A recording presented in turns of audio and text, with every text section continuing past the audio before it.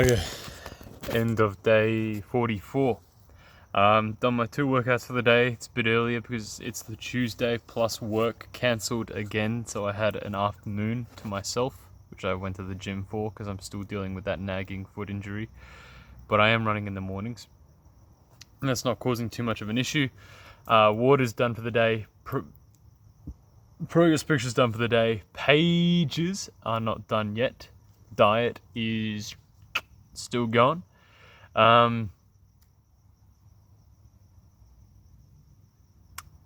that's it. No. I'm in a good headspace. Things will be changing up for the next week as my acting course is asking me to forego. This is going to sound kind of weird, but to forego reading, like as much as possible. Now, the only stuff that I can read is stuff that that has to do with work. That because obviously you need to work and you need to study. So scripts, etc., that I'm working through, I can do. I can go through my lines. I can read my lines, etc., and read the story. But there is to be no, including reading, there is to be no social media. There is to be no, so I can't message anyone. I can only call people. And the point is to try and give you a week just to sit with your own thoughts and to give yourself a break from everyone's opinions. Because in this current state of the world, I mean, everyone always has opinions, but with social media, everyone's able to get their opinions into your head a lot easier. You don't ever get a break anymore. So it's just to give you time to yourself to think. So it'll be interesting to see what happens. That does mean that I will keep uploading because I'm not watching anything. I'm just filming, then uploading the video to YouTube. It does mean I won't be able to read your comments, but once the week is over, I will read all of them and I'll get to answering all of them as well because I really appreciate the support. I'm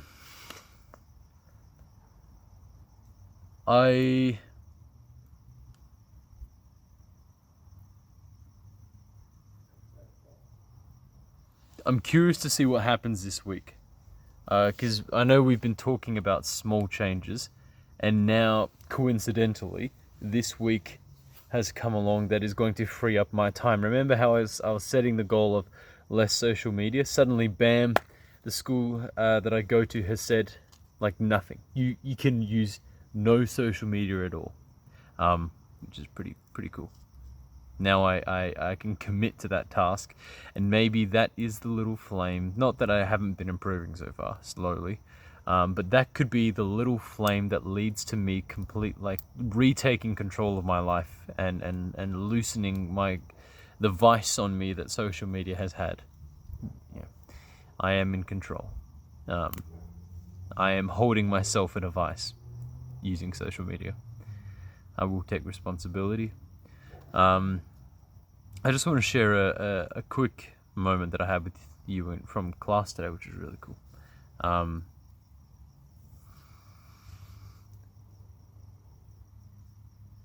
I just got to work with a classmate, and they are incredibly gifted, and they're in my year. Here's the fun thing. Okay, so you've got first year, second year, third year, and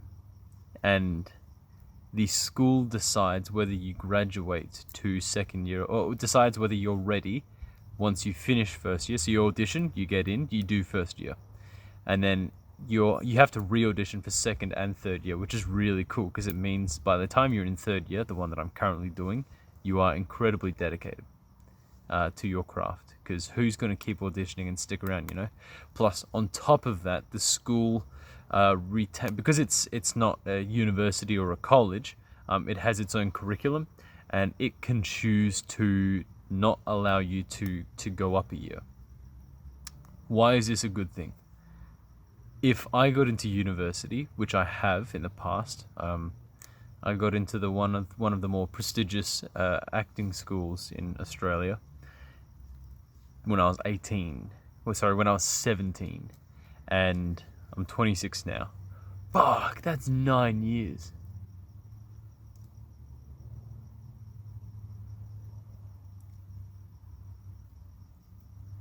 If I stuck with that university, they would have just kept me and it would have been a free ride, and I would have graduated out the other end and assumed that I would have been given my acting career on a silver platter, which is not the case.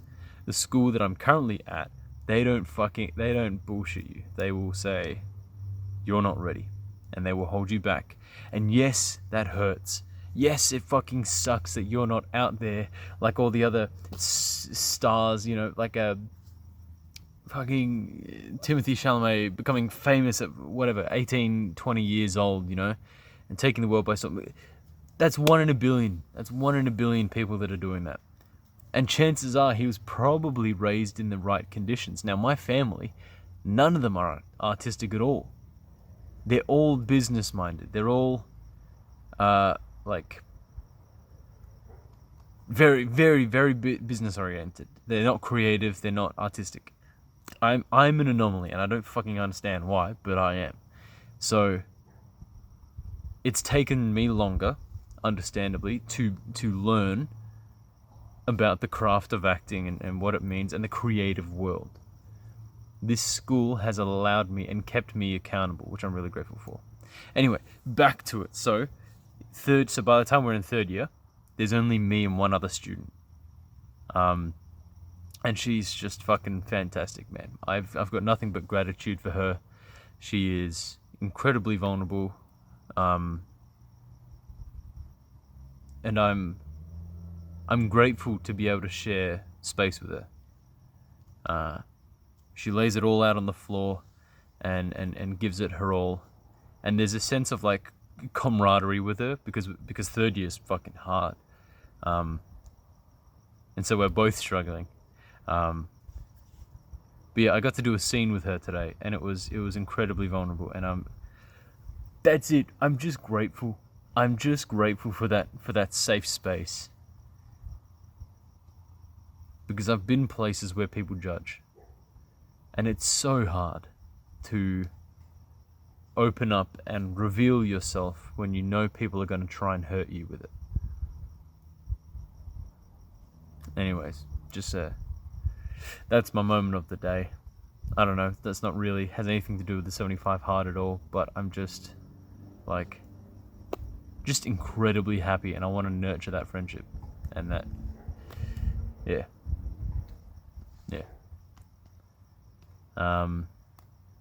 Anyways, I might keep it short tonight because I'm actually editing something so the thing that we did today, we filmed, and now we've got to edit it.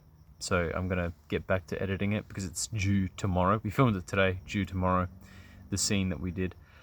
To answer your questions, cat or dog? I think, oh man, here's the thing. I've been a dog person my whole life, and then I got a cat, and I was like, cats are pretty fucking cool. But also, cats are fucking assholes, dude. Dogs are man's best friend, but cats are pretty funny. So it's pretty polarizing. I would if I had to pick one,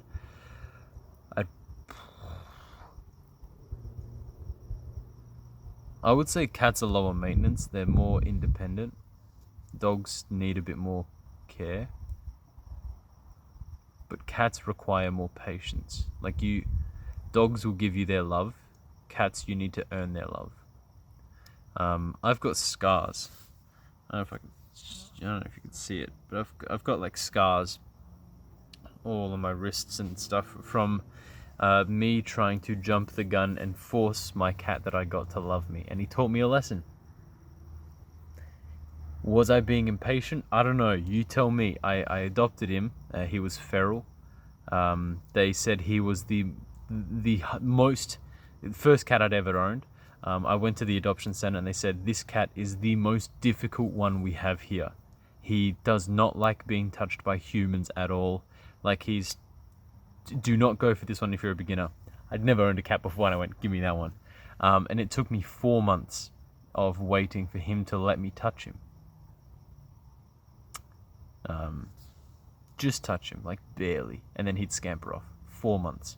And then it was about after 8 months that he started becoming affectionate, and then he became super, super, super cuddly. His name was Caesar. Eventually I had to, after a year, I had to give him back to the adoption center because I had to evacuate my house because I was in something really bad happened, and I had to get out of there, basically, and I had nowhere to stay that would let me keep him, so I had to give him back up. But I just hope that he learned to trust humans a bit more. Whereas dogs would just give you their fucking love. Like, you just, you make whatever weird baby noises, the dog will love you. They're pretty easy. So I think I gotta go, I don't know, man. That's a tough question. I'll leave it undecided. I think both. They're very different and they got their perks. The other thing was, the other comment in the last video was talking about higher. Jesus, so I just got bitten by something. It's Australia. It's like a 50% chance it's venomous.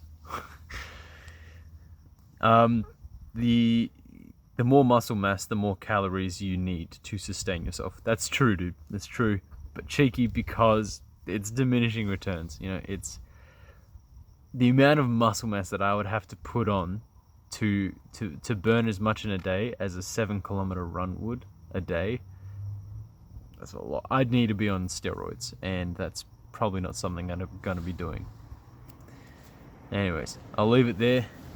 I appreciate your time and effort watching these and the support. It's been, as always, really, I'm really grateful. And I'll see you tomorrow for day 45, which marks a month to go on the 75 hard. Alright, cheers.